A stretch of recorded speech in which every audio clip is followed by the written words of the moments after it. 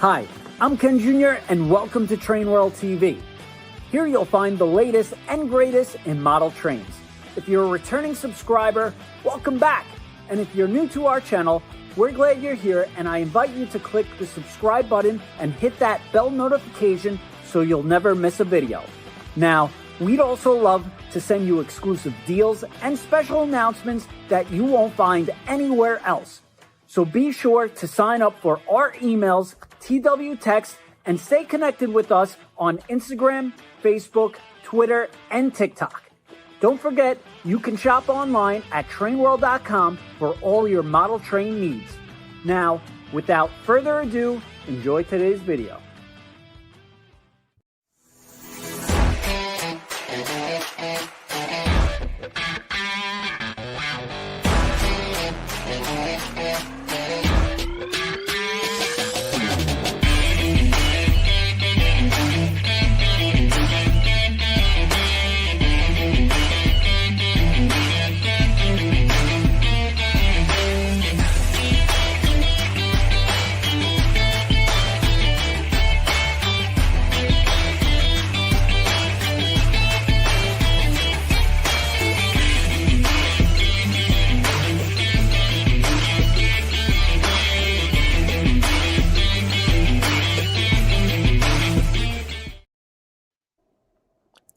All right, and good evening, everybody, and welcome to TrainWorld TV. And we got a very special guest, two guests tonight, and the big event, Athearn Trains. And it feels like forever we've really had Athearn on. So welcome back, Jim Wiggins. How you doing? I'm doing great. How about you, Ken? All right, not too bad. And the band wouldn't be back together without Tony Cook. How you doing, Tony? I'm doing really good, Ken. Hey, Jim, how you guys doing tonight? Hey, Tony. All right. So I don't even know where to start. There's so much to catch up on, so many new rivals, new products, great stuff. And so I don't know where to begin. Well, I mean, we've kind of alluded to talking about some California cars, some Surfliner cars. And, I don't know about you guys, but how many times have you wanted to tune into a television show or a YouTube video, and the big thing is this subject, and you've got to wade through 5 different subjects before you get to that last one? We're not going to do that tonight. I say we just go right for the California cars, give the people what they want. What do you guys think? Absolutely. Boy, that's been, as you know, a super hot topic. Yeah, it really has, and it's been a long time coming. We are slowly turning that corner, and I'm hoping that early next year we're going to have some production samples, and hopefully we should have some samples at Amherst coming up in a couple of months. So yeah, we're getting close. I've got some pictures here to share with you guys as well as our audience to let you know. Now, these are pre-production samples. These are not the final good that you're going to receive, but we did want to share these with you because, of course, it's been a while since we've introduced these. So if you don't mind, Ken, I'm going to go ahead and let you take that first slide there. It should be in your deck. It shows a California car. There we go. Perfect. So there you are. These are the first samples that we've actually shown, other than the undecorated samples that we showed a couple of years ago at the national show, as well as Amherst. Now, people are probably wondering, why is it taking so long to get these made? These are the most ambitious project probably Athearn has ever done. It's our first big passenger model that we've ever done, and these things are loaded to the very top with LEDs, sound, all of that. So there's a lot that's gone into them. The actual layout of the interior of these cars is based on the actual cars. They are set up with all the same lighting. If you've got the cab control car, all of those lights, the ditch lights, all of that functions. And of course, if you opt for the sound versions, you're going to have Tsunami 2 sound. And of course, we had to work with Soundtracks, and Soundtracks went out with one of our product developers and got access to these cars and recorded all the sounds. So there's a lot of moving parts to these cars.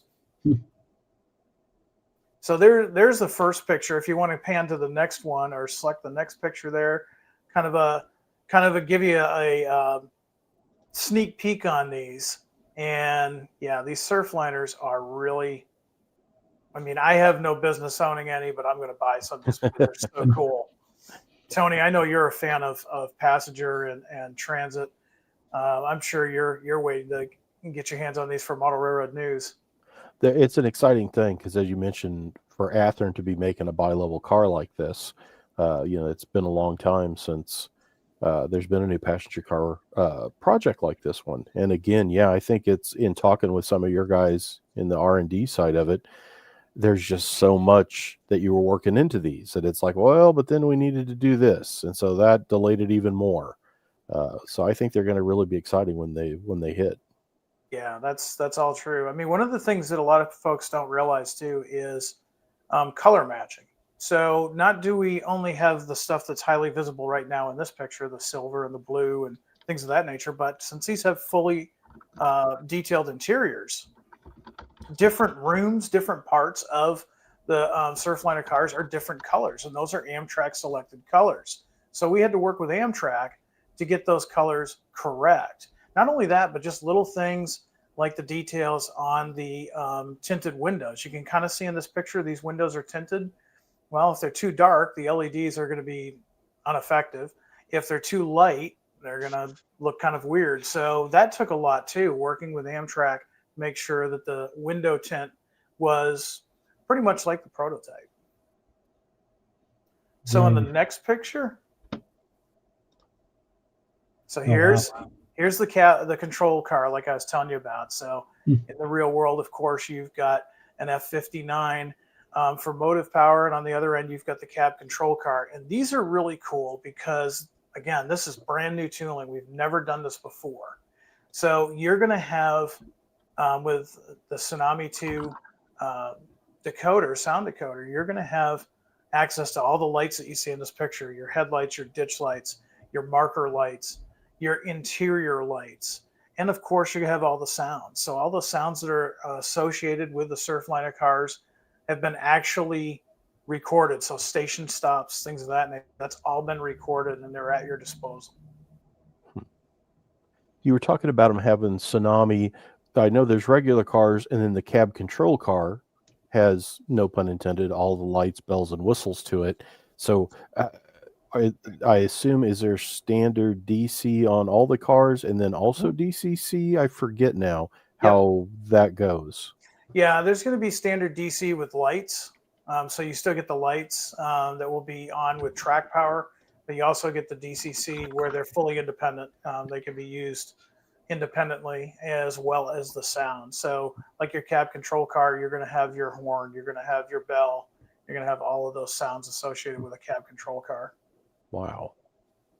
Yeah, and if I'm not mistaken, I recall us buying whatever Athearn had left on these for I think the 5-car sets. Everybody wanted it, and we're definitely running low. And I think it's going to hopefully, and well, not hopefully for some, but pre-sell out before they ship and deliver. So if you haven't pre-ordered, make sure you get them in, because these really are one of the hottest items that Athearn, quite honestly, has produced in a very, very long time. The numbers are staggering. Everybody's interested in it, and it's definitely unique because you guys really are known for like all your engines and everything, but this is going to be like a high-end premium passenger car set. Yeah, that's right. I mean, it's based on many, many years of research, even before we even announced them. It's been a group project. Athearn PD has been busy not only, getting that research done to the point where we announced them, but for the last 3 years, we've been testing sample after sample. So one of the reasons why it's taken us a little bit longer than what we would like is these are actually tested on a layout that one of our product developers is a member of a club of, and they get real world testing. So there'd be times where we would test earlier samples and we'd find some things that need to be tweaked or or change, because the last thing we want to do is deliver a premium quality passenger set that's not going to work on most people's layouts or club layouts. So there was a lot of going back and forth with our factory and saying, hey, you know what, this needs to be fine-tuned. This part needs to be fine-tuned. Another thing too is, since there is so much lighting to these cars, we've tried to have it engineered so that it's not just a rat's nest of wires. Everything has a logical connection. We've tried to make it as user-friendly as possible.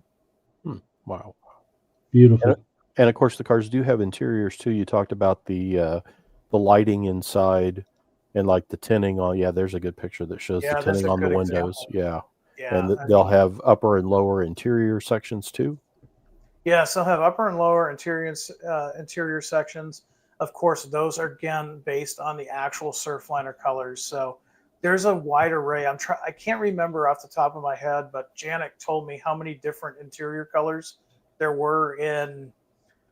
It was more than 2 or 3 colors. I mean, there's just so many different shades that are used in these cars, and we had to spend time getting each and every one of those colors right. And since it is Amtrak, we pay a licensing fee to Amtrak.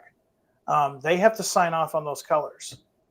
So before we can put them out there for sale, Amtrak has to do another sign off and say, yeah, these match our color chips and our samples, for their product integrity. That's so awesome on the interiors. I mean, to me, having the plastic interior section is awesome enough, even if it is just shot or molded in a single color. But as we just heard there, wow, these are even going to have color accurate to the interiors as well. Yeah, they're definitely going to be for the most discerning, passenger modeler. And then really, like I said, we've done passenger cars in the past, even in the Genesis line, but we've never taken on a project this ambitious before. And these are Genesis, correct? These are HO scale Athearn Genesis releases. Yes. Yep. Yeah, I think the next picture is just another kind of a roster shot. Yeah, there's your tail car. And I mean, the pictures don't really do it justice.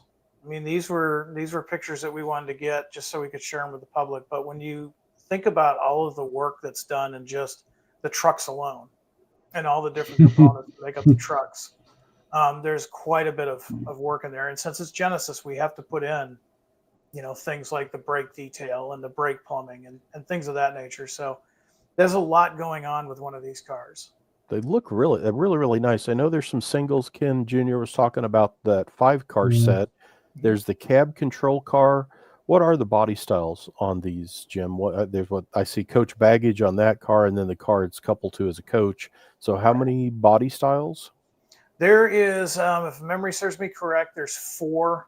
You've got your coaches, you've got your cab car, you've got like a cafe type car, and then an N car.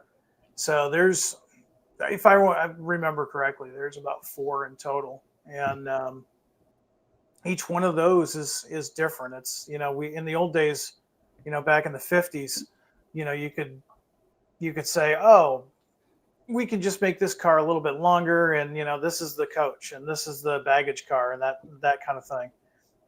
You can't really do that with these because they're Genesis, and these cars really do have a lot of differences to them. Beautiful. You mentioned the trucks, and boy, yeah, the trucks and that swing hanger thing above the truck side frame that sticks out in the end. I see all the caps for like the connectors there on the ends of the cars. They really do look awesome. Yeah. The other thing that we had to keep in mind too is recommended radius on these is 22 inches. However, you can put them on an 18-inch radius. It's going to look a little ridiculous. It may look, a little toyish, but we do know that people like to collect. They might not have a permanent layout per se. They still like to run their trains. So, 18-inch radius is still pretty much a standard in HS scale. I've been told last I knew these will work on an 18-inch radius. Wow. And yeah, that's something. And I mean, the other thing too is the diaphragms, they're going to be functional. So there's going to be that nice, close coupling as well as the diaphragms. And that was one of the things that we've been spending a lot of time on in R&D, is making sure that we've got components that are made of dissimilar materials work well together, so there's no separation. We're just trying to make sure that everything is as user-friendly as possible. Wow. I can't believe that on the 18 curves. And yeah, I'm one of those people that doesn't have a big layout because Ken Jr. is always telling me train. So I don't have room for a layout because I got trains stacked up all over my house. Sure. So yeah, I have to be able to turn things on a pretty tight curve. Yeah. Yeah. I mean, a lot of us, for whatever reasons, we might just have like a circle of track that we set up for testing things of that nature. And some folks, I mean, they really are more into the collectability than they are just the layout, or they're just not in a place where they have a permanent layout. They can just set these up on a dining room table or whatever surface that's nice and flat, put up a circle of track and enjoy them. And all the cars, of course, will be lighted. We focused on the cab car, but on these other cars, I see they have end marker lights and such. What's some of the lighting features on the cars beyond that cab control car? Sure. I think one of the next pictures coming up gives a good example of them like in a night scene. You can kind of see there's a close-up of the window that's cool. telling you about. So Wow. you have interior lighting on both the upper and lower level. And of course, you've got some ambient lighting for, I believe it's the station stops. They've got the green and red lights on the side. Oh, cool. Yeah. This also really illustrates that tinted glass, which is really pretty hard to capture in the HO scale world. We see it in the real world every day, and we don't really think anything of it. And in the old days, we could probably cheat and just paint those windows black because that's kind of what it looks like. Mm-hmm. Can't really quite do that in today's modeling world and get away with it. So we spent a lot of time just trying to get the tint of those windows just right so that you could tell that they're tinted. You can still see the interior. You can kind of see the seat backs and the top there, but it's still got that tinted look to it. Yeah, and for those who question the time it was delivered, like just a simple thing like the tints. So we recently got a passenger car from a different manufacturer, and they had lights for a tinted wrapped passenger car. We got so many returns on them because the customers thought it wasn't lighted because the tints were so dark. So like something like this fine detail that you're going through and working out, I always say I rather the product be worked on as long as possible and just make sure it's 100%. So we really appreciate you guys taking the due diligence, because it sounds simple, like, oh, you just put tints on a passenger car, but a lot of people don't realize the challenges that really do occur. Yeah, the other thing too, it goes without saying that our product development team has a passion for this. Both John and Janik have a true passion for these cars, and John is, quite honestly, John's a perfectionist. He wants to make sure that it not only looks good, but it runs well, because I mean, how frustrating is it to have, I come from the days of doing my own custom painting and detailing of locomotives and stuff, and how frustrating it is if you get a beautiful done model, but it doesn't run well, it derails all the time and things of that nature. So this is where John really, as a product developer, really hones in on that, because he knows that these aren't static models. They're going to be actually used in a layout. And Janik, he's got a lot of experience with the Amtrak California cars. That's kind of his neighborhood. He spent hours upon hours upon hours of research on these. And that passion, we hope, comes out with the finished good. That's what our goal is. Beautiful. There's a couple, there's another one, kind of give you the idea of the lighting. Now, of course, if you've got the Tsunami 2 equipped versions, of course, you can adapt the CV to 0 to 255 and anything in between. So you can fine tune the lighting on the sound equipped versions. The ones that are just going to come standard DC with LED, product development, again, they're working to make sure that you're going to get the same level of detail and quality that you see in this picture. This should be beautiful. And we had two good questions come in. You have two different versions of the 5-car set, one with sound, one without. the one without sound, does that have lights too, or will that not? Okay. Yeah, that'll Okay. have lights. It'll be, just your standard DC power. Okay. But yeah, that will have lights. Okay. And then a lot of people asking delivery date. We kind of went over it. Probably first quarter 2026, or maybe slightly later. I think there's going to be some samples at Amherst show. Yeah. Yeah, we're really trying hard to get these out, probably about the spring of 2026. We've just overcome some smaller challenges as far as operating. Okay. And, we've basically, we're very close to getting a few little design challenges taken care of, and then we're going to ready to hit production. And once we hit production, we're going to hit it hard. And everybody that orders through TrainWorld, they're going to be really happy that we're hoping this spring. That's awesome. And Wild Horse actually had a good question. I don't know if you know this. Can the cars be open up so people could put passengers in there, like people? Yeah, that's a good question. The last I knew, the last in talking to John, that was his goal. That was part of the reason why we changed the LED wiring a little bit. John tried to make it as easy as possible so that you can remove the roof and put figures in. As far as I know, that has not changed. I don't think that's been any of the design changes, but that was our intention. Okay. That's awesome. Yeah, when you mentioned the lighting, trying to keep it from being a mess of wires inside, that was one of the first things I thought of. Because like for Model Railroad News, taking them apart to show all that stuff, it's like, wow, some models can be a challenge to get it apart back together. So yeah, it's nice that that's being factored in to make that work. Yeah. Go ahead, Ken. No, I was just going to say, God bless the modelers that have the courage to open some of these models for HO. It's like, it's so delicate. I'm always afraid to break anything opening HO. It's like so tiny. And then you got the N scale, which is even smaller. But some of these models are so hard to take apart. You really got to be delicate. But that's good that you guys are thinking that. Yeah, we want to make it as user friendly as possible, because we also realize that not everybody that's buying these has maybe been a Genesis customer in the past. We offered these in the Genesis because they're so packed with features. There's so many features packed into them. But we also wanted to make it for somebody that wants to model modern passenger service. And like I was saying earlier about the passengers, make it easy to do that, because that's one of the downfalls to some products. There's a lot of lighting features. There's a lot of different cool features, but you start taking things apart and you almost have to be an engineer just to put everything back together again without pinching wires and things of that nature. And we've tried to eliminate that. Oh, that's awesome. And a lot of people are asking about the Capital Corridor. Capital Corridor. That one is not in my memory banks right now, so I'm not sure if that's a request that they're asking for or specific release.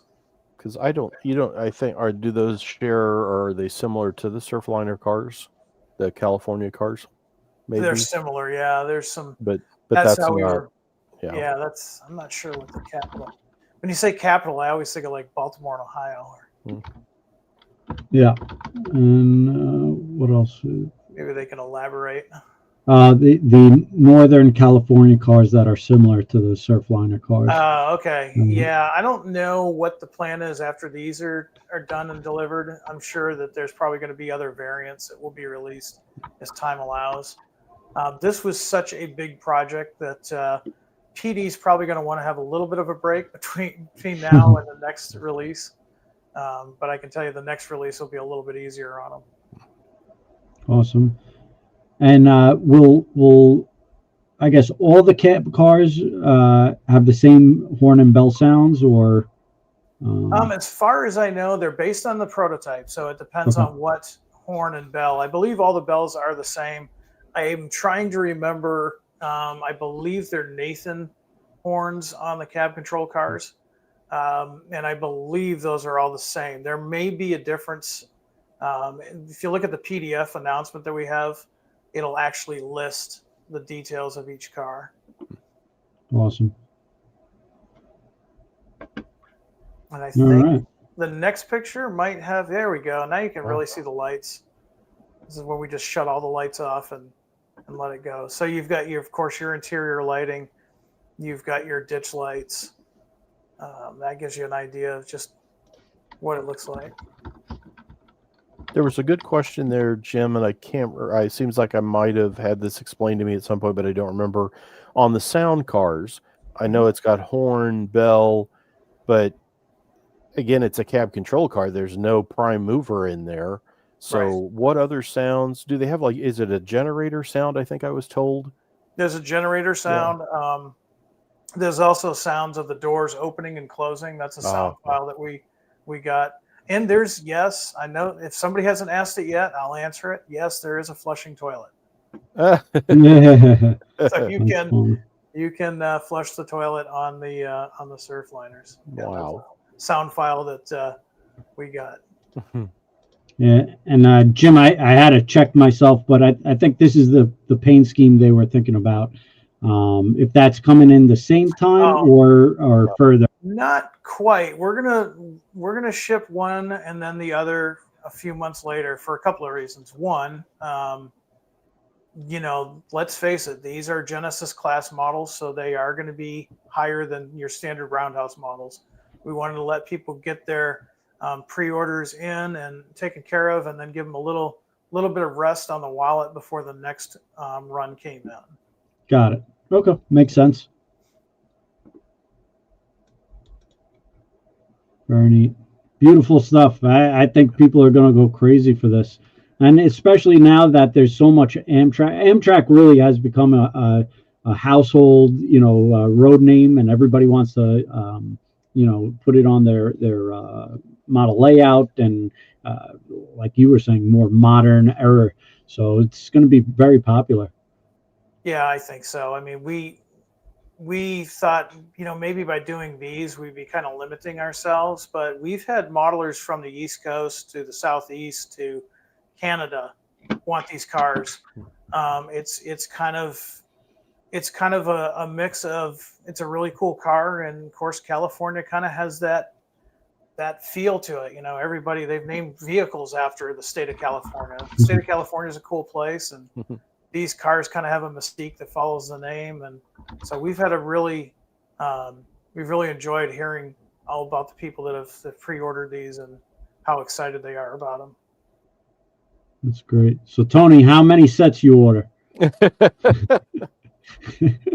I've got to look. I'm not sure, but yeah, and the box will get me too. Do you know, Jim, how the 5-car set's going to be packaged? Oh, yeah, interesting. Good question. Big blue Genesis box.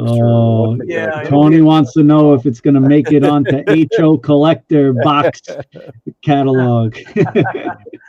It's probably a future collectible, and it's funny you mentioned that. When I had our creative crew design the first ad for these in print, I had them mimic our RDC ad from the 1950s. Mm-hmm. So if you remember the Surfliner ad, it's kind of retro looking. And I did that mainly because at the time, the RDCs were that was a big deal for Athearn, injection molded RDCs, which Budliners at that time were brand new. And we're kind of doing the same thing again. Athearn's pushing the envelope and scale authenticity with these Surfliners. So yeah, they're probably going to be a modern collectible. And I guarantee you, if you haven't pre-ordered them, you're going to have a hard time finding them, because it's when the pre-orders were open, they went very quickly. And that's always a tough, this one, was it 21, 22? It's, again, they've had a long production period. Mm-hmm. So that, as far as trying to find sets or buy them, really makes that a more challenge at times on things that have had a slow to market situation like this. It really is. It's a challenge because, we're faced with, okay, the good news is we've, sold this many pre-orders, and we got to get this done. And it's one of those things where we realize the pressure that PD was under to deliver this, because again, going back to, we want a Genesis level item, And we want to make sure that it operates for everybody, that it operates without any issues, that it's not overly complicated. I mean, because let's face it, it's a very complicated in the engineering terms to build these models, but we don't want them to be so complex for the end user. We want them to enjoy them for what they are. Very neat. It's gorgeous stuff. So it's been a long time coming. I realize that, but we really wanted to fully vet these out, make sure that they're good, make sure that they operate on different conditions. We've tried them on different layouts, different club layouts. Here's a good example. This is more of a daylight picture, but you can still see when they're lit up. You can still see the windows are tinted, but you can see inside there.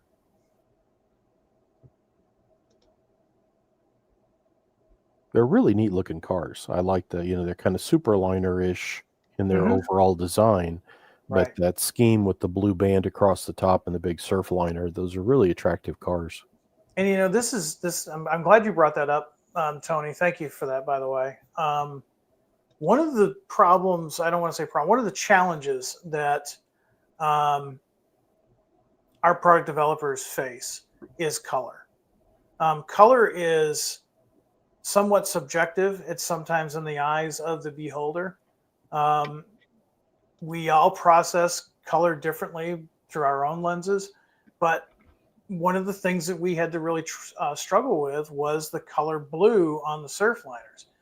Now, keep in mind that unless we say it's prime for grime, we're going for the day it was delivered to the railroad. That basically means it's factory fresh, it's new. And of course, the cars that we're using for our research, they've been in service for how many years? Mm-hmm. Couple that with the climate in which they're at and the atmosphere and all these other things, that breaks down those colors after a while. So we had to go back and forth and confirm with Amtrak to make sure that the colors are right. By the time customers get these, they can know that these are based on as they were delivered, the colors are correct. They're not, we can't just say, oh, we took them from these cars over here, because those cars have faded out over the years. They've been in service for a number of years. Beautiful. All right. Very nice. We're excited. And we got to drag Tony down to Amherst now to do some fine reporting. That's right. Well, I'm happy to say that John, the guy that's been doing the lion's share work of design on these cars, he's going to be with me at Amherst.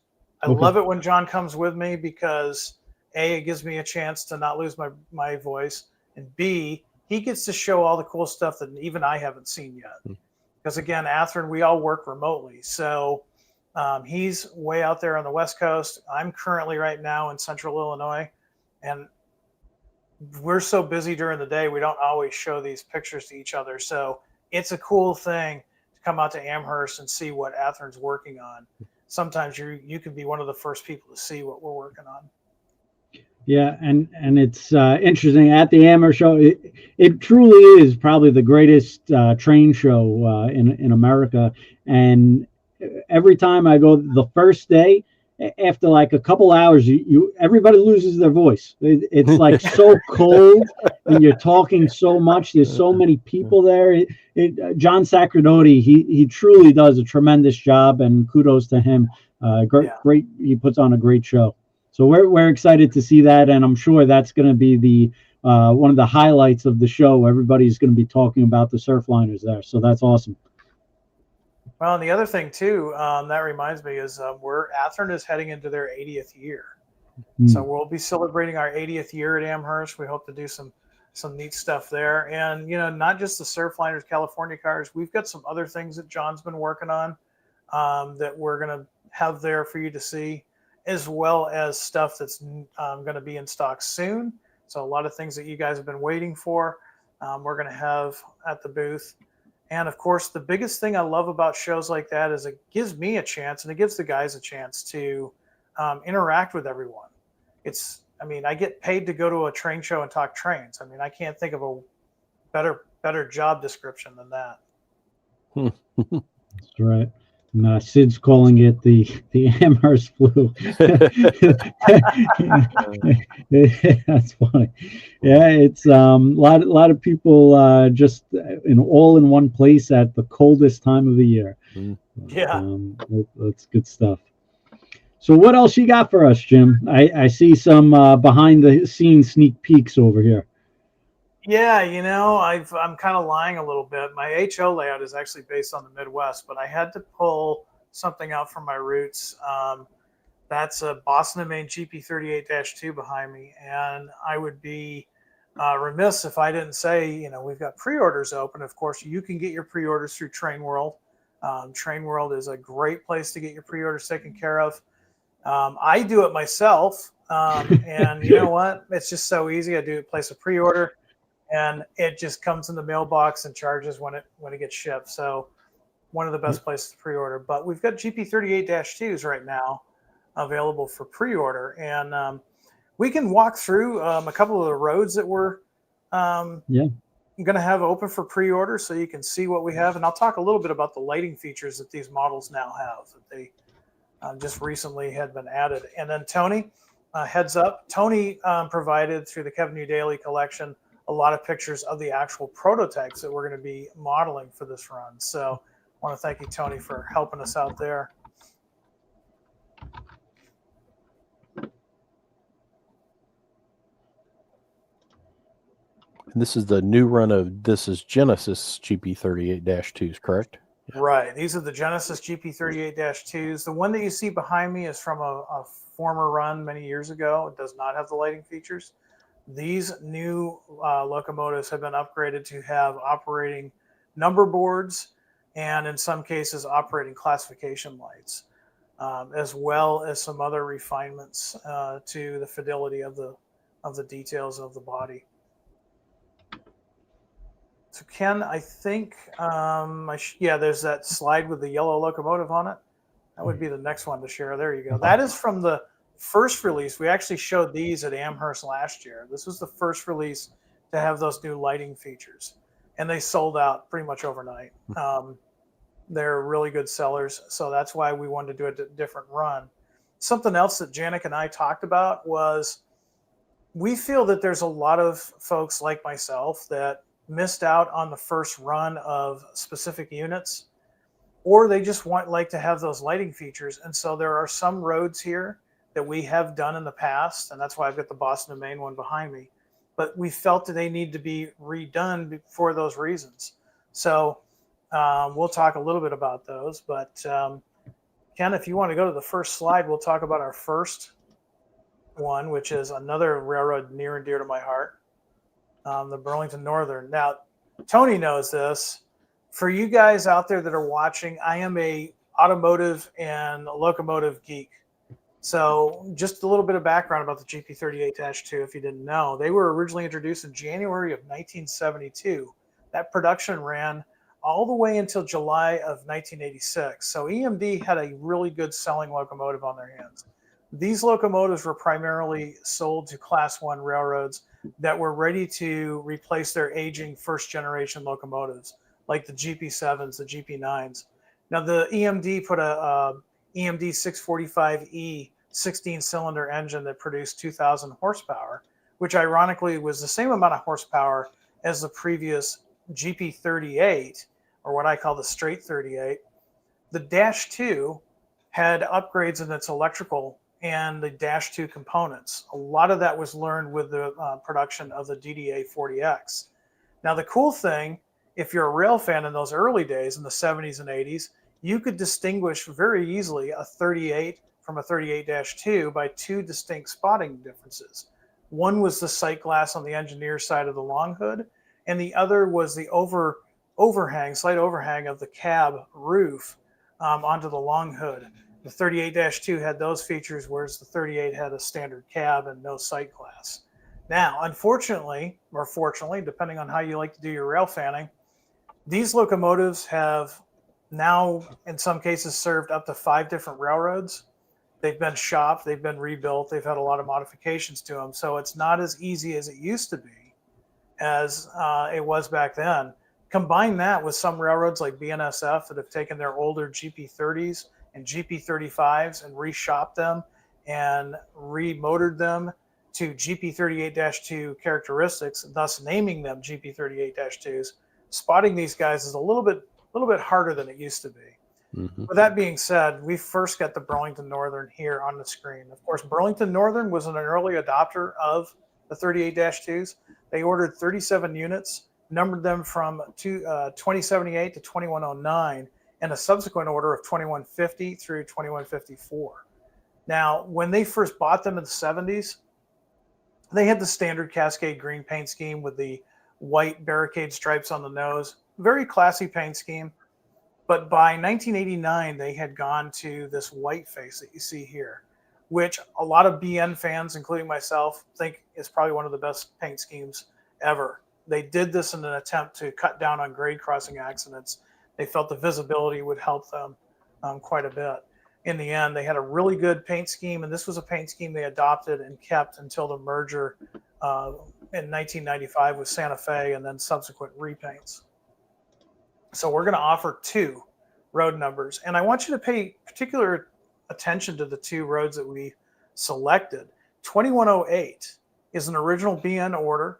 It has a front anti-climber, rear drop step, all-weather window. It's riding on Blomberg M trucks, and it has a mushroom vent on the nose. This is a early locomotive. It was ordered early in the 70s, so it's an early phase 1A. Now, if we look at 2343, this is a former Frisco unit, so it's not going to have the same design specs as a Burlington Northern. And so you'll also notice that the paint's slightly different if you look at those pictures there. This is also this is going to have front and rear drop steps, and this one rides on Blomberg B trucks, which was actually more common for the early phase models. Now, of course, these are going to be available in both DCC ready as well as DCC decoder with Tsunami 2 sound. Very neat. Now we go just a few years later to 1996, and one of the reasons why I settled on the BNSF early years is because I realized that was probably, next to my earlier Eastern stuff, probably the railroad I rail fan the most. And I'm not alone in that. A lot of us Gen Xers are getting older, and we're modeling what we remember. And we distinctly remember the 90s into the 2000s. And the BNSF early phases was kind of a rainbow era. You never knew what you were going to see on BNSF trackage. One of the reasons for that was a lot of these locomotives, they just slapped on some decals, basically some vinyl lettering, and put them right back into service. And this is those same units that we just saw. But after 1996 is how they appeared. They got rid of the number or the BN logo on the sides and such, and just put the BNSF sans serif font on top. And you can, if you look carefully, you can even see where they use a different shade of green to cover all that previous stuff up. So if you're like me and you're modeling the early BNSF era, these 2 locomotives will make a nice addition to your fleet. That's very cool. Yeah, and I like how the patch green there. You can really see it on the 2343, how below the windows the green is slightly different where they painted it over. Yeah. So going back to 1979 here, this is the Sioux line. Sioux line ended up ordering 53 units from EMD in 1979. Funny thing about this, and probably Tony knows this, but I don't know if anybody else would know this unless you're a hardcore Sioux line guy. These were originally numbered 790 to 799.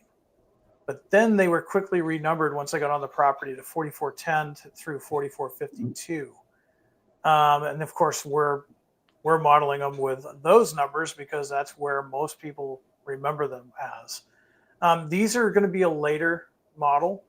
EMD, a little bit different than your sport utility vehicle. Every year they change a bumper or the style of the headlight. EMD, when they're making their locomotives, they don't do that. They don't have a year for changes. Instead, they have phases. So phase 1A was the very first run of GP38-2s. By the 1970s, late 1970s, early 1980s, they had already gone up to phase 2 and phase 3. These units are a little bit later, so they're going to have the corrugated style grills versus the wire grills that we saw in the previous release. So we're going to be offering these factory fresh 1979 era in 3 different road numbers. Very cool. And yeah, those have the Q fans in the back with the winterization hatch. And of course, anti-climbers on the front that came in with the later phase.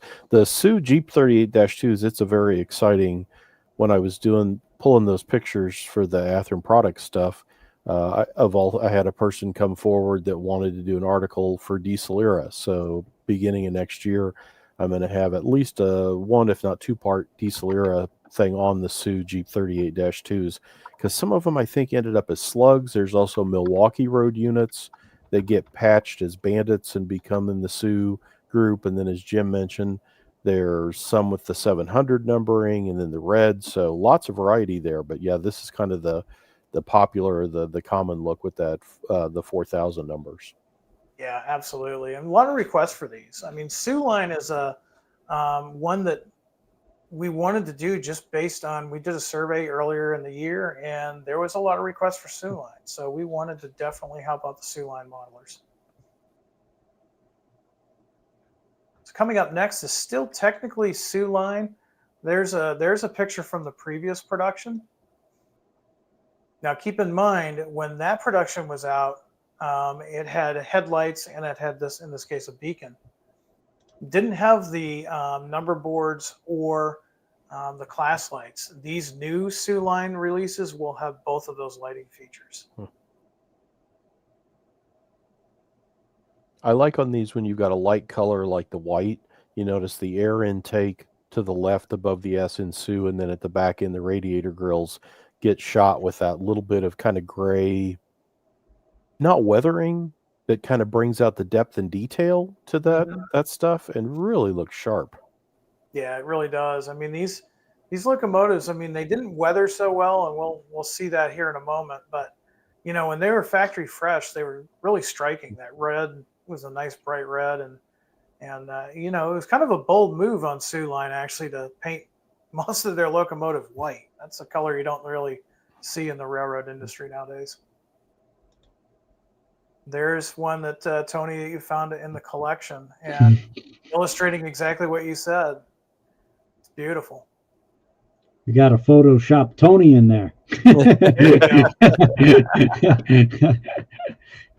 and Bandit. Yeah. That was a neat picture. Very cool. And are these still open for pre-order, I assume? They are. They're open until November 28th. So if you're seeing this for the first time, you need to contact TrainWorld right now.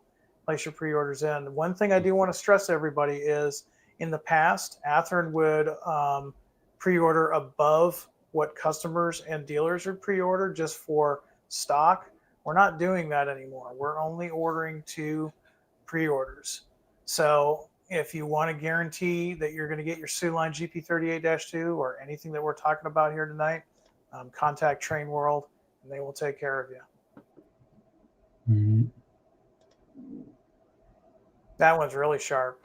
And that one's in, now, somebody told me the other day, this is Kansas City. Is that right, Tony? That's correct. Yeah, that's Kanoki Yard over on kind of the northeast side of town. Kansas City Southern and Milwaukee Sioux were all over there. And yeah, the power would come in and park here. And that with the Milwaukee unit behind it, I would guess we're talking like mid-80s. Yeah, that's true. It's always nice to see the real pictures with the models. Yeah, absolutely. And it's so important with Genesis because, again, Genesis is prototype accurate to the road number. Just because they work for the same railroad doesn't mean they're going to be identical. Maybe when they were ordered from the factory, you know, the locomotive manufacturer, they were, but depending on what era we're modeling, things may have changed. Things get shopped all the time and changed. Now, speaking of which, we were talking about weathering earlier.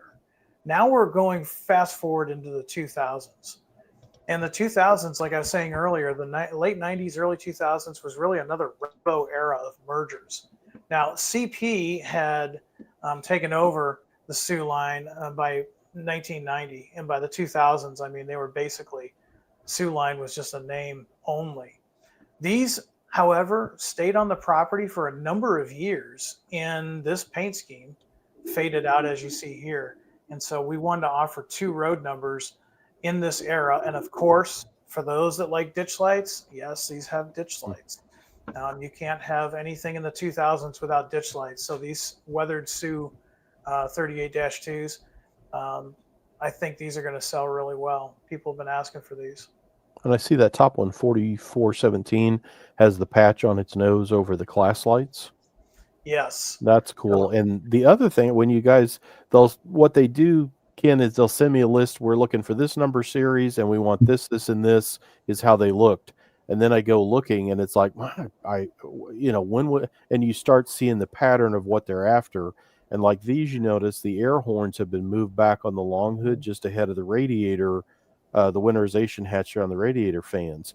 Because I kept going through pictures at first, finding these later ones going, I can't find them that they match where the horns are up front like they're looking for. And then I got into the patch of stuff that was older in the slide collection. It's like, oh, okay. But yeah, again, these Genesis units, even though it's all Sioux, like what we're looking at here is later era. So the horns have been moved back. It's got patched over class lights on the nose. It's got ditch lights. So much different. Yeah. And that's the exact reason why somebody needs to subscribe to Model Railroad News for all those fine details and the intricacies and the photos and the comps. It's very helpful. Very helpful. Yeah, and you bring up a good point. Going back to the lighting features, Tony, is when we look at the 79 delivery, they still had classification lights. It was still somewhat common. The practice was not as widely used as it had been 20 years prior. However, they were still around. But by 2000, nobody was using class lights save Conrail.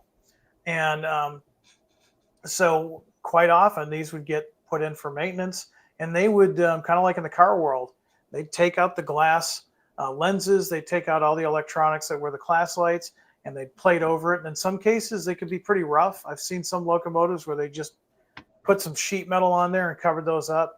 And in some cases, they've, finished sanded them and covered them up, and they look like they've never been there. Mm-hmm. So in this case, these 2000 era locomotives, they don't have class lights. So that's one function that you won't have if you've got the 2000s era 38-2s, because by 2000, the class lights were fully removed from the full-scale locomotives. And these prime for grime are so awesome. If you look, the battery box doors down to the lower left of the cab sides are both slightly different colors to show mm-hmm. something different there. And then the word Sioux on the long hood, you can see the black is like fading out, that it's got different degrees of kind of wearing out. And it looks like the white has been treated, that it has something to it too. I see on the blower thing next to the left of the S in Sioux on the top unit has got some like distress to the white paint. It's always fun to see those when they come out of the box, isn't it, Ken? Because it's like, wow, this one looked like it's been out there working for a long time. That's right. And don't forget too, in the last year, we've upgraded our prime for grime. In the past, the paint would be faded, but they still had a gloss look to them. We've done away with that gloss. Now they're perfectly flat. So if you get a prime for grime locomotive like that, there's not going to be any gloss to them. They're going to be flat. That's a good shot, Tony. Yeah, and see in that you can see the distress in the white and the battery box door where that red comes down diagonally. It looks like different colors of red, and it's like, well, it's not really. It's the way it's kind of weathered, and the model's going to have that. That's really cool. Who knew Sioux Line could be so pretty? Almost a Christmas card. That's it. Yeah, very cool. So now we're going to geek out a little bit because you all know that I'm a New Englander and Boston, Maine, that's my road. But I had nothing to do with this. But we did kind of go outbound and say, hey, what are people maybe they had missed? And also, don't forget, next year is the 250th birthday of the United States. So we wanted to start doing some bicentennial units. And, real quickly, the Boston and Maine back in 1972 ordered from EMD 12 GP38-2s. They were delivered in the winter of 73. Now, the cool story about this, and again, Tony, you probably already know this story with your background, but Preston Cook, who wrote the book Before Guilford, talks about how he was working for EMD at the time, and he was part of the delivery process to the Boston and Maine because they were delivered roughly around the Christmas time, and nobody else wanted to do it. And since he wanted to go back and see family and document a little bit about the Boston and Maine, he was up for the challenge for the delivery. So he actually took those locomotives along with some other EMD crew members, and they delivered them to the Boston and Maine from LaGrange, Illinois to Deerfield Yard in Massachusetts. Now, the other cool thing is they were originally numbered 201 to 212. However, as 1975 approached, they took 212 and they renumbered it to 200 and painted it into the bicentennial paint scheme you see here. Now, the other locomotives, well, originally, they were all painted in this conservative blue and white paint scheme. Now, this is a little bit of a departure from their last purchase, which was in 1962 of the GP18s. Back then, Patrick McGinnis was the president of the Boston and Maine, and the McGinnis paint scheme of the blue, black, and white that we've seen on GP9s and GP18s was common. However, by the 1960s, as the Boston and Maine was kind of running down on its luck and having some issues and falling into bankruptcy, they took a more conservative New Englander approach to their equipment and came up with this paint scheme here. Now, rail fans at the time lovingly called it the Alan Dustin Blue Dip because it's pretty simple. It's just a blue paint scheme, and but it's also kind of sharp too. Looking at it, it was really well done. And you know, Ken, he always says this whenever they bring out something Boston and Maine at Athearn, it always, and I had nothing to do with it. It's like, Jim, own it. You know, that's great. If it was me, I'd say, yeah, they're doing this because I think it's cool railroad. I mean, yeah, so I'm thrilled. And man, that bicentennial, look at the stars and the stripes on the nose and cab. Yeah. That is a crazy amount. It's a home run for sure. Beautiful. That's going to be a real intricate paint job. It's one that, you'd be hard pressed to do it yourself. I'm not saying that people can't. People definitely have the ability, but maybe you don't want to. Maybe you want to spend more time on your layout. So this is the perfect example of let Genesis do the hard work for you. And again, this is all based on actual drawings, photography, things of that nature. Of course, we work with historical societies like the Boston and Maine Historical Society. We also work with White River and Tony. And Tony has been nice enough to help us out with pictures in the past as well as this run. Beautiful. Feel like I want to take a trip up north. Exactly. Yeah, there you go. We probably missed the fall colors, though, Ken. So. We missed the fall colors, yeah. We're going to offer 3 of the standard paint schemes, the as-delivered paint schemes for those that are modeling that time. And, you know, these really lasted in this paint scheme, depending on the road number, up until the 80s and in some case up till the Guilford buyout. A few of these did get repainted into a different type of blue tip paint scheme, but these pretty much lasted throughout the 70s and into the early 80s, and in some cases even into the Guilford era. It is a neat, as you say, for just being a solid blue. I like the stripe up the nose and the tail. It does kind of get a nice look to them. Yeah. I can't verify this, Tony, and maybe somebody out there I am part of the Boston and Maine Historical Society, but in researching the color blue that they use, it's almost a federal blue, which if you know anything about early colonial America, federal blue is a colonial color. So I've always wondered if that's the reason why they chose that blue, because remember, originally their paint scheme was called the Minuteman, which would make sense. Massachusetts, kind of the start of the American Revolution. The other thing I want to note, too, is some of these 38-2s became kind of stand-in bicentennial units because guys in the shop applied the Minuteman logo on the nose stripe on a few of the GP38-2s, as well as other Boston and Maine locomotives. Got one B&M. Wow. There's the one from the last run. Yeah, it's beautiful. However, when that run was done, it was Tsunami 1. Now there's Tsunami 2, or you can just get DCC ready. And they've got the lighting features. So this will have the operating class lights as well as the number boards. Oh, very nice. And there it is in its glory. Very nice. We got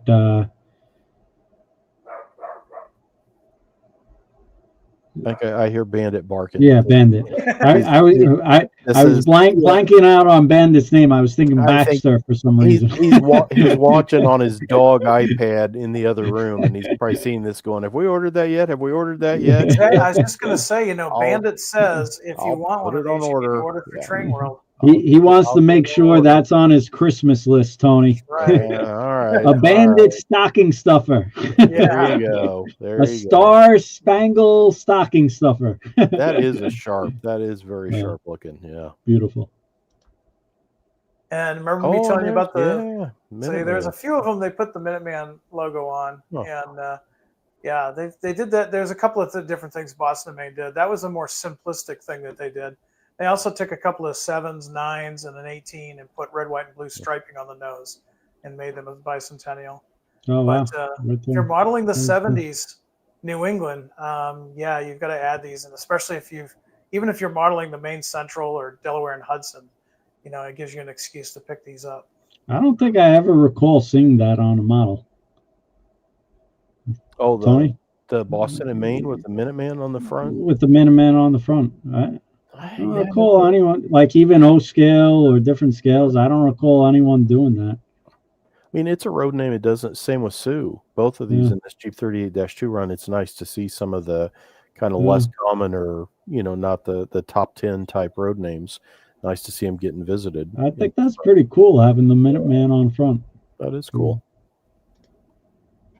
Now we're kind of going into your former neck of the woods, Tony, Kansas City Southern. They ordered 12 units, 4,000 to 411. We're going to offer 3 different road numbers for these. Very neat.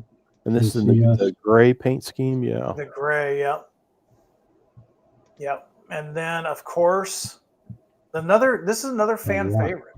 Oh, yeah. When I was young and I was joining the Railroad Club, nobody liked Boston and Maine blue, and nobody certainly liked Rock Island blue. And now that us Gen Xers have gotten older and the millennials and Gen Zs have joined the ranks, Rock Island blue, or what used to be called bankruptcy blue, is really seeing a resurgence. We had to offer 4 road numbers in this. We had a lot of requests for this.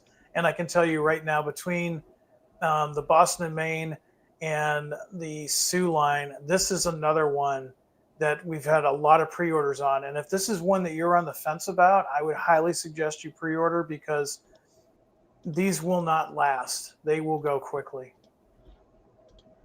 They are sharp. And I know in the past I've got a couple of Genesis Blue the Rocks, and they were very sharp. And these are the name series as well. You notice at the bottom there below the road number on the cab side they were part of that group that all got named. Right. The name. Yeah. In total. And it's kind of funny if you think about the time period that Rock Island got these. They were kind of going through, they were definitely in a transition stage. I mean, we went from fire engine red and yellow locomotives to this new image. And think about it. Rock Island was trying to get investors on board and saying, hey, we need investors. We need to, get this railroad back to where it was. And ordering 68 GP38-2s from EMD and painting them in this new image was definitely a step in the right direction. It was basically to boost confidence in investors and folks that wanted to work with the Rock Island. Ultimately, unfortunately, it didn't work. We all know by March of 1980, Rock Island ceased to exist.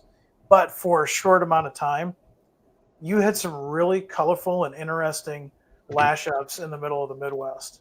Oh, absolutely, yeah. And then these went on, like Mopac, and they all went on to second careers because they were only a few years old. That's right. And some was patching and that kind of stuff on them, yeah.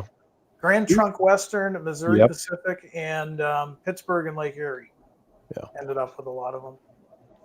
And the little that yellow patch you see on like the cab face, the doors front and back, is that little "Don't Tread on Me" like flag, which was on those two, which is cool. I had kind of forgotten that when I was pulling pictures for this run. that I think I had a close-up picture of one of the cabs. I'm like, oh, I forgot that was on those as well. It was basically the employees' answer to David versus Goliath. I mean, you had UP, Chicago Northwestern. They were doing everything they could to survive at this point. And so the "Don't Tread on Me," which goes back to colonial New England, was kind of the employees' way of saying, we're going to make it. We're going to get through it. And you read articles and you read stories about the employees and their dedication to the railroad. They put up a valiant effort to keep that railroad going into the 1980s. Sadly, history shows us otherwise, but it's a neat detail that we've added to our models to replicate that interesting time. Very cool. There it is. I mean, if you're an investor, you don't maybe know much about the Rock Island, you show up, you see that picture, it's like, hey, this railroad knows where it's at. I'm going to go ahead. I mean, that's, and it's definitely got that 1970s vibe to it. Yeah. Looking sharp. Looking sharp. Another great picture. And I think the next picture, Tony, you sent me is that detail on the door. Maybe it's the next one after this. There it is. There you go. Oh, wow. Interesting. Yeah. And then you can see the naming on there's 4 road numbers. I forget which all the names are, but like there's 4 road numbers. We're doing the Illinois, the American Rail Fan, and I'll have to check and see what the other 2 are. I don't remember off the top of my head. Oh, yeah. But it's kind of neat that they did that. They named them. Illinois. Wow. Interesting. They looked really nice when they were. It's amazing how there's so many details on all these different specific road numbers, Yeah. Yeah, absolutely. So, if you want to say the predecessor or the spirit of Rock Island, we could certainly look at Iowa Interstate. Iowa Interstate, actually, it's only about 2 hours north of me, and it's a really cool railroad. It's a small regional railroad, but it's got a fan base that is diehard. And we had a lot of folks asking for Iowa Interstate. Now, Iowa Interstate, that's interesting is not only are the 3 road numbers offered here, but the entire fleet of the 700 series GP38-2s were all formally built for Penn Central back in August of 72. So they were Penn Central, then Conrail. Then they went through various, Union Pacific, EMD, all of this, and they end up on Iowa Interstate property. And the other cool thing about these is this was the introduction to Iowa Interstate's Phase 4 paint scheme. So before the 38-2s arrived on the property, they had those barricade stripes like you see on the rear of the unit. That was also on the nose. Well, they went with a solid yellow nose, and then they put the Iowa Interstate logo on the nose. And if you ever get to see these rail fanning, the other thing you're going to notice is, man, these are really, really clean. They got these in 2004, and even now they hold up pretty decent. These were the first locomotives that Iowa Interstate had painted with a clear coat on them. Something that you don't normally associate with a locomotive, but more of a car. The only downside is if you do see one of these now, you'll notice that the nose logo is in various states of disrepair. The vinyl didn't hold up after all these years. But other than that, that was a brand new paint scheme for Iowa Interstate. It's probably their most popular locomotive in the fleet, and they stayed relatively clean. They also updated the paint scheme by adding the reflective sill stripe, getting rid of the white, but adding a yellow stripe as well. It really is a sharp paint scheme. They did a good job with that. It's a neat road. As you say, Jim, it's a couple hours north of you. It's a couple hours north of me in Missouri. Yeah, we need to get up and rail fan that sometime because I never have. Yeah. We really do. So the thing I like about EMDX leasing units is I don't care if you model the Union Pacific or the Vermont Railroad.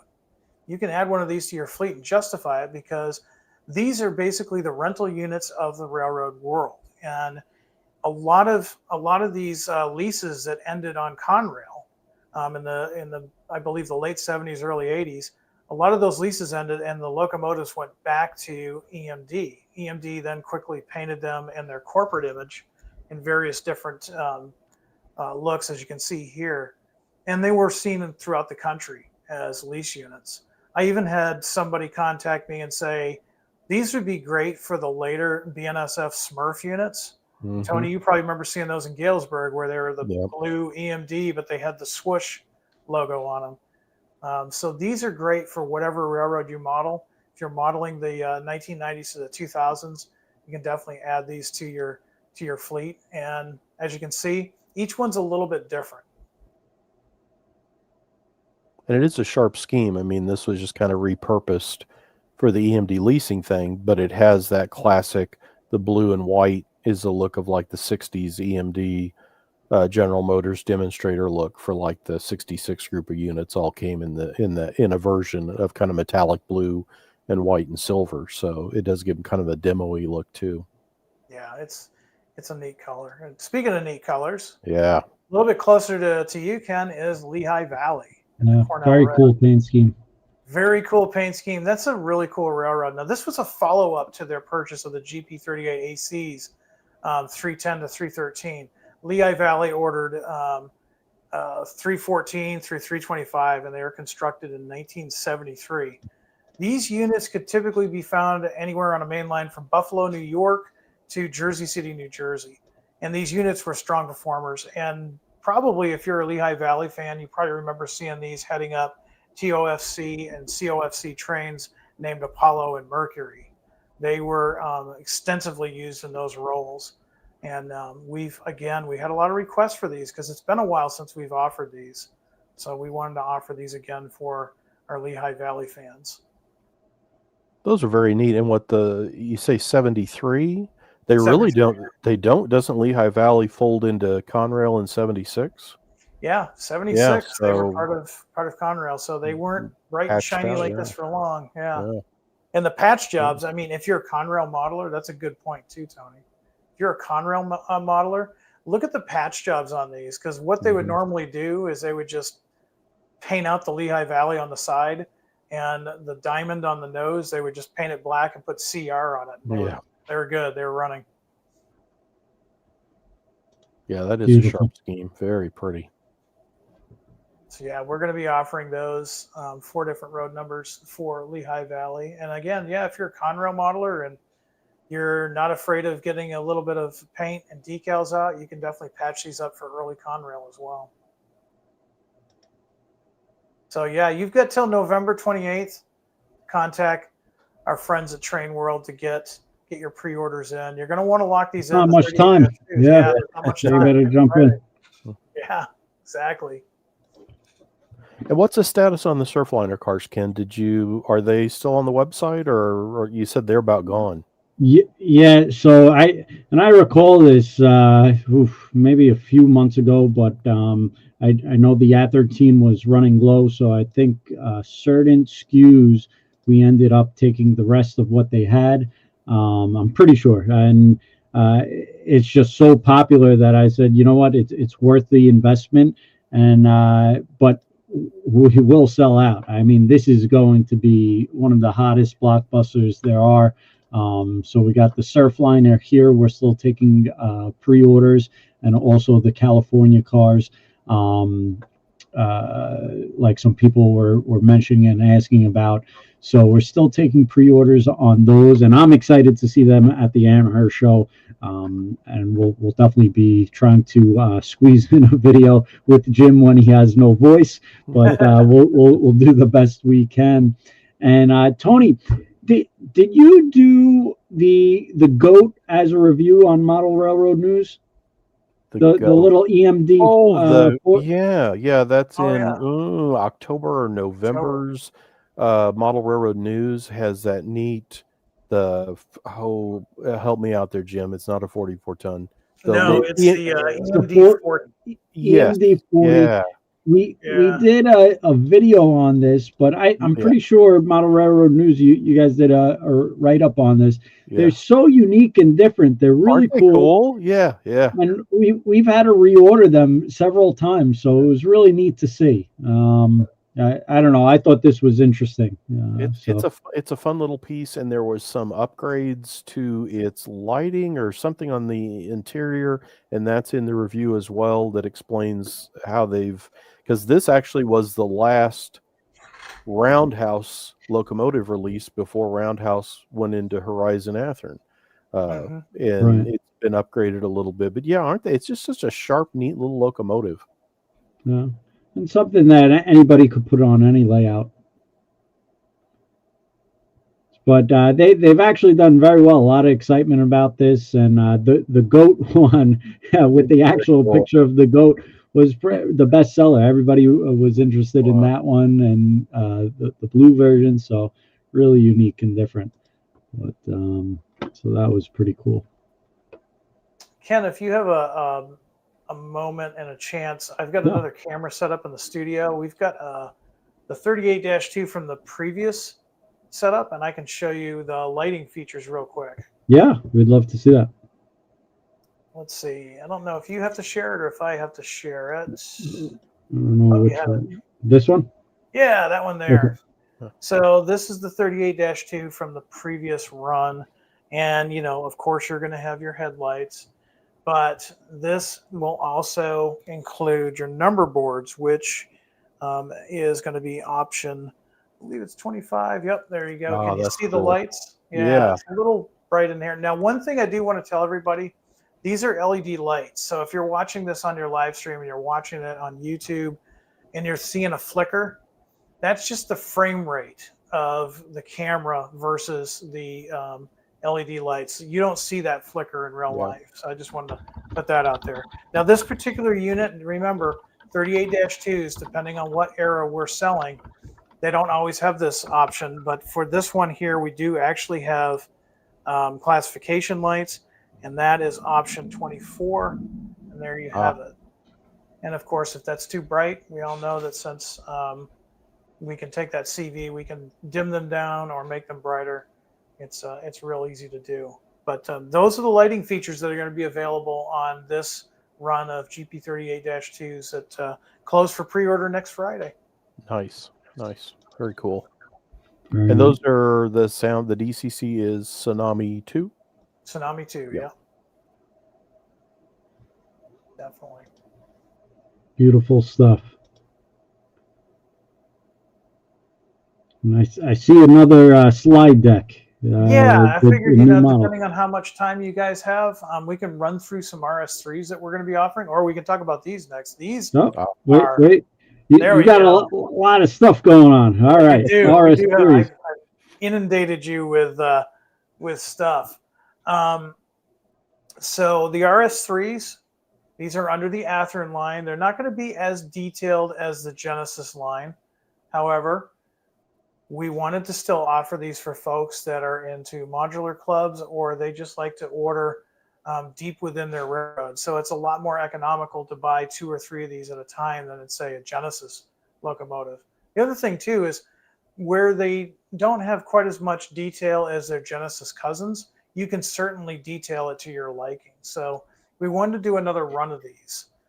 This is from the previous run, but the next ones that we're about to show you are open for pre-order. And again, pre-orders close on November 28th. Tony, there's some in here that you're probably going to know a lot about, like these Penn Centrals. Tony loves Penn Central. I see the big stack on the short hood on that Penn Central. I assume it's got a steam generator. Yeah. Or correct. Did have. Yeah. Yeah. Now the thing about the Alcos, the Alco RS3s, with an EMD, if it had steam generator, we had those torpedo tubes on top of the long hood. Alco did things a little bit differently. If you look at the area that's in between the trucks, you'll notice that with like the Central Railroad of New Jersey, you see 2 distinct sized boxes, if you will. That's because depending on how the railroad ordered their locomotives from Alco, one of those tanks was for fuel, one was for water. So in some cases, the smaller tank, which was about 800 gallons, was for water, and the second tank, which was about, if memory serves me correctly, about 1,200 gallons, was for fuel. And in some cases, you would have railroads that didn't have that water or the steam generator, so you just have a small 800 or a larger 1,200 fuel tank. So like the railroads of Central Railroad of New Jersey, they had the steam generators because they were used in service for that capacity. They've got both the fuel tank as well as the water tanks. Very neat. Lots of options. Tony, I know you won't make the mistake. Ken and I, we know how to pronounce this. Please tell me the name of this railroad. Take a ride on the Reading. That's right. Thank you. And collectively, the East Coast breathes a sigh of relief. One of the things I always had to struggle with when I would visit the Midwest is when my railroad friends would call this the Reading Railroad. No, it's the Reading Railroad. And another railroad that has a pretty strong following. And we had a lot of requests for the Reading. So we wanted to go ahead and offer 3 different road numbers for our Reading modelers. And again, these are available DCC ready with a 21-pin connector, so you can add the decoder of your choice, or you can get them with the Soundtrax Economy sound decoder. Yeah, that's a awesome paint scheme. I don't see that very often. Hey, this another Lehigh Valley. More Lehigh Valley too. Yep. And we're going to do 2 different. If you're a Lehigh Valley modeler, this is going to be a good time for you. You're going to have a lot of pre-orders. Conrail, of course. We know where the Penn Central went. It went to the Conrail, and so we're going to offer that for our Conrail modelers. And, we don't want to think we're getting too East Coast heavy, so we do have some Chicago Northwestern. Really cool paint scheme, 2 road numbers available for the Chicago Northwestern. That's a nice scheme that you don't see a lot. Isn't it cool? And the cool thing about the Alco is we can go back to the 1950s. In this case, we've got 1950s. This is 1954. And as a New Englander, I won't botch this up. It's the Louisville in Nashville, not the Louisville. Louisville in Nashville. And then we've got roads later in this announcement that are right up to 2025. So the Alcos, even though they've been gone in mass production for many, many years, they still soldier on. So we wanted to offer a nice variety. These Louisville and Nashville 1954 era are definitely going to fill a void. Very neat. We have a hard enough time for Tony to say roof. Roof. Roof. Yeah. Delaware and Lackawanna. Nice. Very nice. Some cool paint schemes. Delaware and Lackawanna, yeah. I mean, that's another cool paint scheme. That's one that's more modern. On where your viewers are, yeah, that's a modern paint scheme. They've probably seen it. I remember seeing it when I was living briefly in New Jersey. And you mentioned that they're not Genesis level, but as you look at these different illustrations, you see the antennas and the air horns on the cabs are correct for the roads. Mm-hmm. You've got the tooling that it's the water or air cooled exhaust stack, so it can either be perpendicular with the hood or it's turned 90 degrees and runs the other way. So there are a lot of things to these that it's not a one model fits all. Yeah, that's right, Tony. I mean, these are Athearn, so they're gonna be road name specific. So basically how the factory ordered them. That's how they're going to look. So they're going to have the same style horn, the same style bell. And of course, if you order the sound versions with the Economy decoder, they're going to have the correct sounds. So the bell will match the sound, the horn will match. All of that is based on the actual prototype. Now, this one here, this is really cool. This is a Delaware and Hudson, but this is how it appears right now. This is 2025. If you're a fan of the Delaware and Hudson, it's a good time to be alive because this locomotive has been completely repainted back into its original owner's paint scheme. And I dare say, next to the Santa Fe War Bonnet or Superfleet paint scheme that came later, I dare say that the Delaware and Hudson has one of the best paint schemes. That lightning. Yeah. Very attractive. Yeah. Beautiful. So if you zoom out of that, Ken, and go back to that camera that I've got in the studio, I've actually got one of these from the last run, and to give you an idea of how detailed they are. You're still going to have some details to these, and they still got great printing. From the factory, they're going to have everything that the actual road ordered for their particular locomotive. You've got grab irons. You can kind of see on the nose there. There are some standalone grab irons. But we left the pilots pretty empty so that you can add your own MU hoses, your own cut levers. you can make it as detailed as you want, or you can just simply run them out of the package and enjoy them as is. Beautiful. And, that's the great part about Athearn. They offer something for everybody. Modelers are different. Some people want, the fine details at the high level, and you got your Genesis. Some people want a little more price conscious to run multiple engines and a little more affordable. So really neat. Absolutely. Well, the last thing that we can talk about, and we can, if we want to take questions, I'm certainly open to that, but these are brand new models. Tony, I know you got really excited about these 1870 to 1920 36-foot cars. It's a very interesting thing that doesn't get a lot of attention on the tooling stuff. I think I talked to you and maybe John Stackpole on the prototypes and what you were putting together on them. The trucks are new. The wheels are even new that you're tooling up or going to cast wheels with different detail on them to match this look. So I think these are really going to be neat cars. Well, and the cool thing is I'm sharing pictures that John got me of 3D renderings that I'm going to be seeing for the first time. So I'm sharing that with you guys.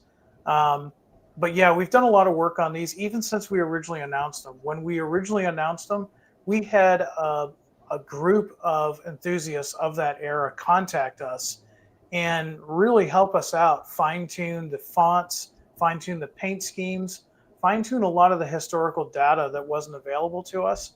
And I'm happy to say that thanks to these dedicated modelers, we were able to update our artwork and update it so that they're even more authentic than when we first announced them. So the JPEGs on our website have been updated, the PDF announcement's been updated, and now you're going to be sure of what you order is going to be exactly what you see, and it's all based on input from our modeler friends.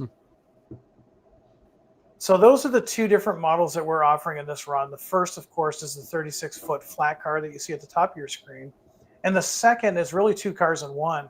It's a gondola. Now, there's going to be certain roads that are drop bottom gondolas, and then it's going to be just regular gondolas, and we can talk about that in a moment. But the cool thing about these is the decks themselves will be die-cast metal, so that will give you the weight that you need, because let's remember, these are 36-foot cars. In HO scale, that's not very big.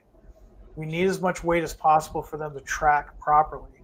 So what we've done is they've been designed to have a die-cast metal deck that will capture the wood detail of the prototype, and then the frames will be injection molded plastic to capture all the detail that would be associated with these. I think they're really going to be, it's interesting that cars like this have existed back to, like early 60s or so, for like Mantua did some of these. So this kind of car has been around in some of the really older product lines, but I don't know that anybody, as far as a new tooled, I can't think of the last time someone did this. So I think this is going to be one of those surprise things when they come out of, wow, so this is how this car would really look. Because again, I think most of the attempts at these are as old as me or older as far as when they were tooled up. So yeah, that's a good point. I mean, go ahead, Ken. Now, these are going to look really nice to pair them up with, I think, the Roundhouse, the Moguls. I think they're branded on the Roundhouse now. Oh, the Athearn Moguls, yeah. Yeah. It's going to look pretty cool. It really is. And, speaking on that too, I mean, we got some feedback on our Moguls. We're going to do another run of those probably in the future, and they're going to be more akin to what you would have seen in the prototype world. They won't be as brightly colored. They're going to be more based on prototype. And it's mainly just to associate with these models. And Tony, you're right. Going back, John did a lot of research on these. And in the past, if you wanted to model this era, you were really confined to two things, either scratch building them or modifying some of the old, like you said, Mantua models, which were somewhat of good filler, but they weren't 100% accurate. Now, that being said, I do want to say these are Athearn models, they're not Genesis. And in order for us to produce all the different roads and such, there are some liberties that we took. However, the folks that model this era, this gives them a really good starting point so that if they want to super detail them for their specific road and era, they can. We've just made it easier for them. Beautiful. So here's the renderings I was telling you about. These have not been shown. These are brand new. There's 2 decks. This is the flat deck, of course. This kind of gives you an idea of what that deck is going to look like. But there's also the drop bottom gondolas, and I do believe we'll come up to that in a minute. But as far as flat cars, we're offering 6 different roads, 2 road numbers per road. And Ken, I think that's the next slide. We show some of the examples of what we're going to be open for pre-order. Now, again, keep in mind, these paint schemes and the fonts and some other things have been updated based on modeler research that's been submitted to our product development team. I get a little nervous with those brake wheels like that in shipping. Hopefully, I'm sure you guys are going to do a great job packaging them like you always do. But all these trains are so intricate now, and the parts are so finite. You know, it's crazy.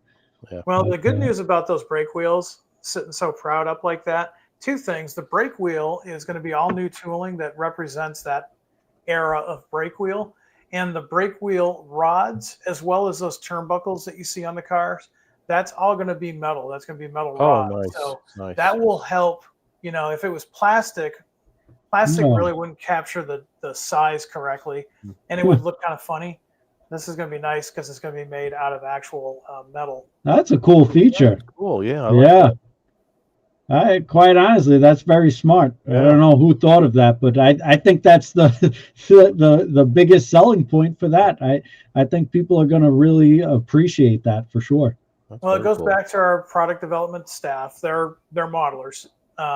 Both Janik and John are heavily active in both club as well as Fremo. And so they're operators too, and they know what our models go through. So this is one of those things, in order for us to capture the detail correctly and also make it stand up, because let's face it, I mean, sometimes we're part of a modular club and we're transporting these cars.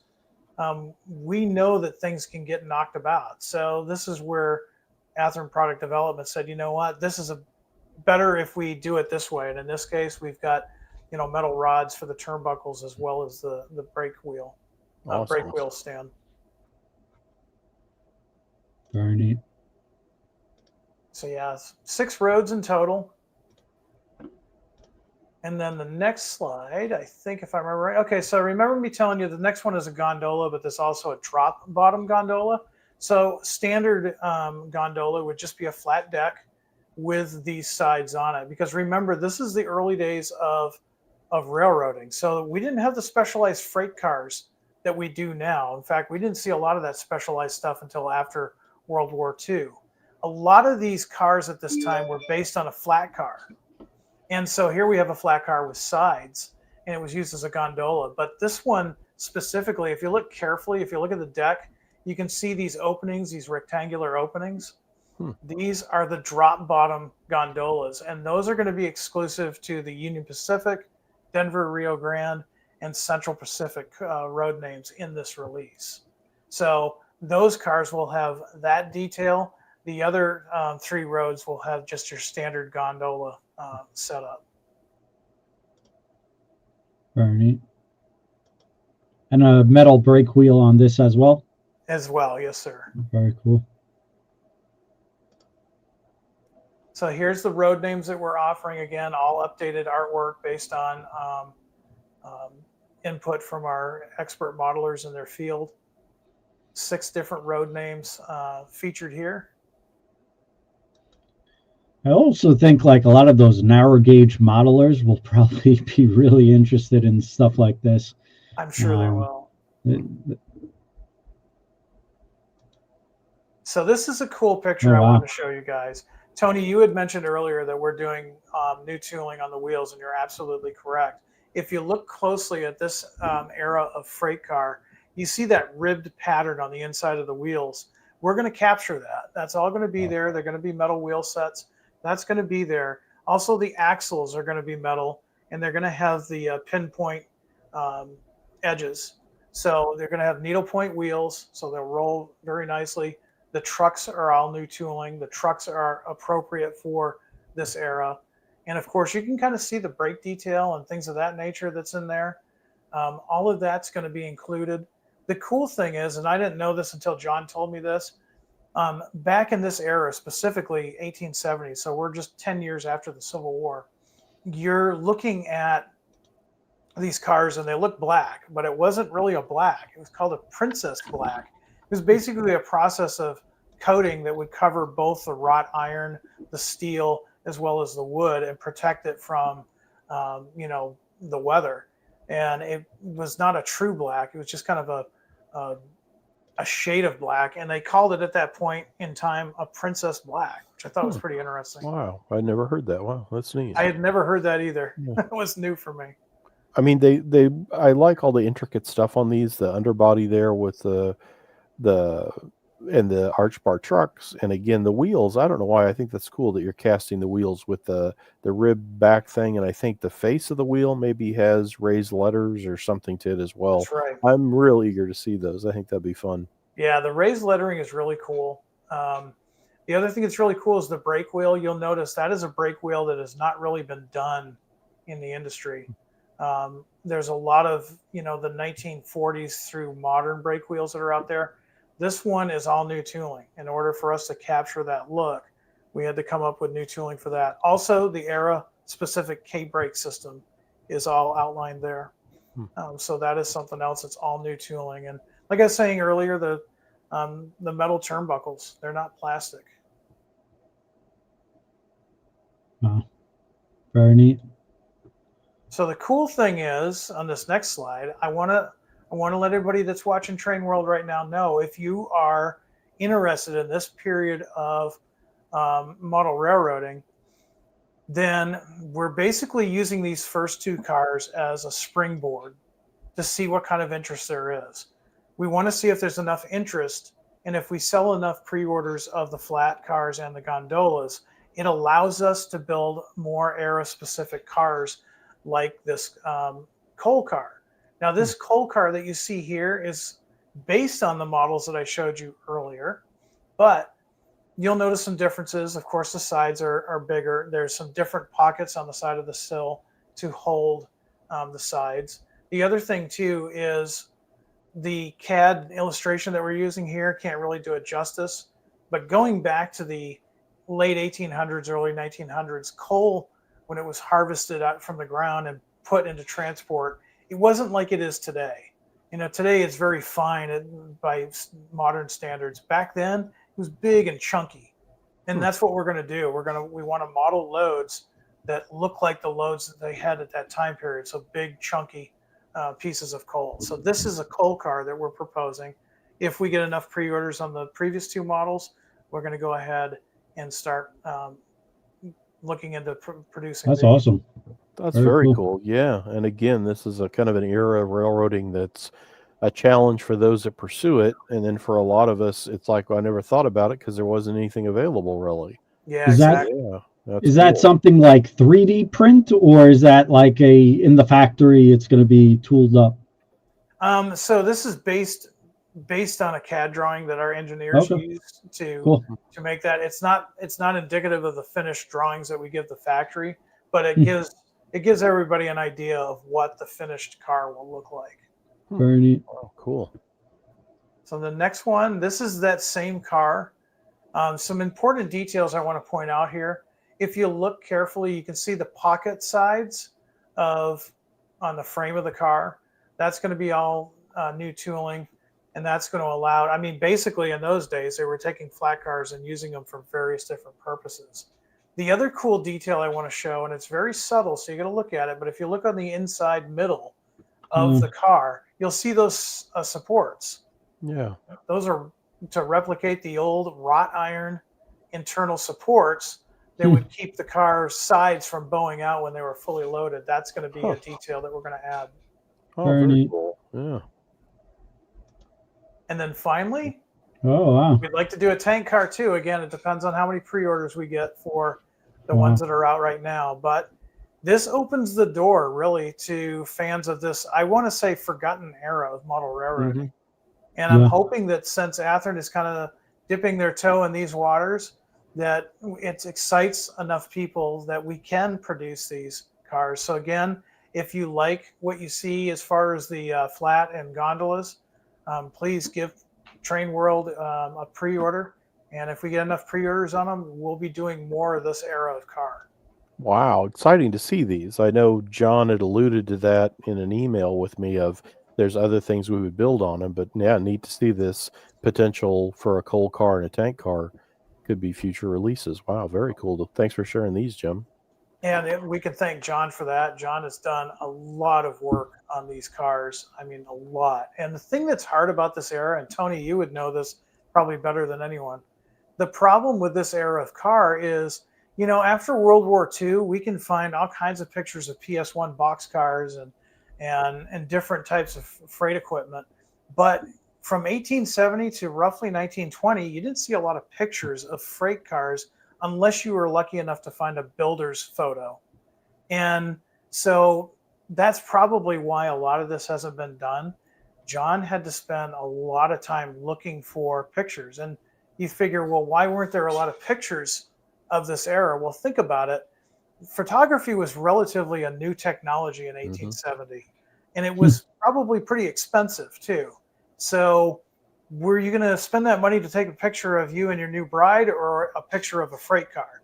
Oh, freight car every time. Yeah, everybody So we think that's probably why there's not a lot of pictures. But the other thing too is the beauty of this is by us going live with these pre-orders, we had a bunch of guys approach us that somehow had pictures of this stuff. And we were able to do it. That's good. Wow. Yeah, it's a very exciting thing because, again, as you say, it's kind of a era of both railroading and in model railroading that hasn't had enough attention or spotlight on it. So very cool to see Athearn jumping into this. I'm going to grab a cord real quick. I'll be right back. Beautiful stuff.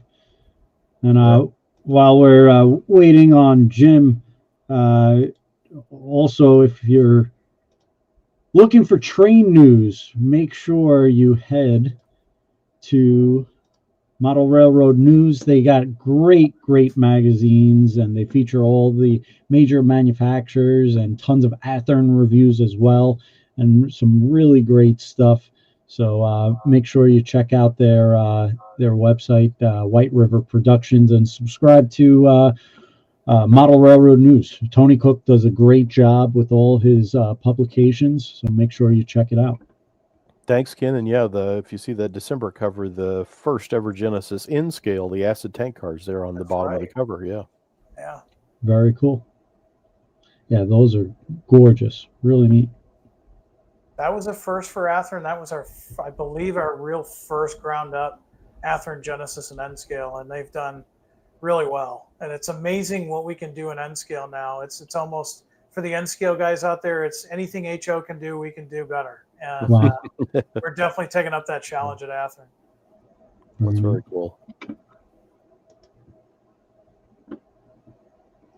All right. So was there anything else you needed to show or grab, or that's pretty much it. Just charging the iPad or yeah, we're plugged in now. We should be good. And I've got a backup camera just in case. Awesome. Always have a backup. All right, Tony. So get your pre-orders in. You heard the man. Absolutely, and especially on those old-time cars. That I'm excited on those. I did not know, and I think I even wrote it up for that. They're on the cover. They're the top cover of January's Model Railroad News that I just sent to press. But yeah, the drop bottom and the regular gondola. So I got to look and see what I'm getting on those to make sure I have both versions. What'd you say? It's a Rio Grande and what are the two drop bottom and Union Pacific? Central Pacific. Cool. Okay. Awesome. Yeah, those are the ones, and it's just a cool detail. I mean, it really, like I was saying earlier, it really goes back to a different era of railroading where they didn't have the specialized freight cars like we do now. You know, we're kind of spoiled. Yeah. Back then, they had to get creative. You know, they were basically talking about folks that were building freight cars that were also building coaches and things of that nature at the time. So it's a really interesting period of history. Very cool. And big key takeaway, make sure you get your pre-orders in, because I have noticed a lot of recent stuff that I try to go back for more and it's already sold out. So make sure if you like an item, especially these projects are going to be home runs. So make sure you get your pre-order in for sure.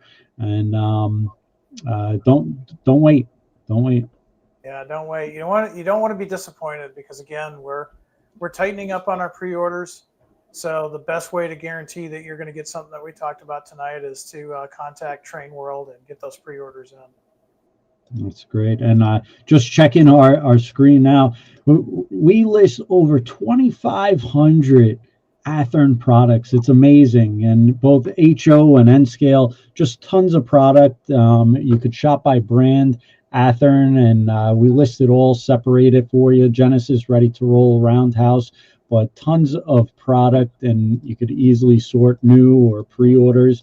And it's probably about 50-50, half in stock, half on pre-order, but tons of options and lots of good stuff. So, but a lot of people are psyched for those California surf liners, and so make sure you head to the Amherst Train Show if you free, available end of January. John runs a great show, and it's really a great time. And hopefully, Tony, I'm not sure if you're going to be heading down there or up there, but hopefully we could see you there. And Jim, we'll see you there with or without our voices. Yeah, exactly. Well, Athearn's happy to say we'll be in the Better Living Center once again, right in the middle. I believe it's 34A. So we'll be right in the middle of the Better Living Center. Pretty good sized booth this coming year, and yeah, looking forward to it. Awesome. All right, gentlemen. Well, I thank you both very, very much for coming on tonight. And Jim, it's always a pleasure. I feel like it's been way too long. We got to do this more often. Yeah, we do. We didn't even scratch the surface on everything. It was just like a few main projects, but there's a lot of great stuff that Athearn is producing and offering. And Tony's gonna be busy with reviews for sure. Yeah. Absolutely. And I know Tony's got a sample of that surf liner back there that he's gonna be the first one. That's it. Yeah, we always gotta take care of our friends at White River. They get the message out there. Going back to about projects, we only scratch the surface. If this is the first time hearing about Athearn pre-orders, if you get a chance, go to athearn.com and select the new announcements tab. You can see everything that we're offering that's available for pre-order through TrainWorld. So you can make your shopping list there and then go over to TrainWorld and place your pre-orders. Just don't wait too long. Very cool. All right, gentlemen, we thank you very much. And if we don't speak to you, happy holidays to everyone out there, to Tony, Jim, and everybody watching. We really appreciate your support throughout the years. And happy holidays to you and your family. Have a great night, everyone. Happy holidays.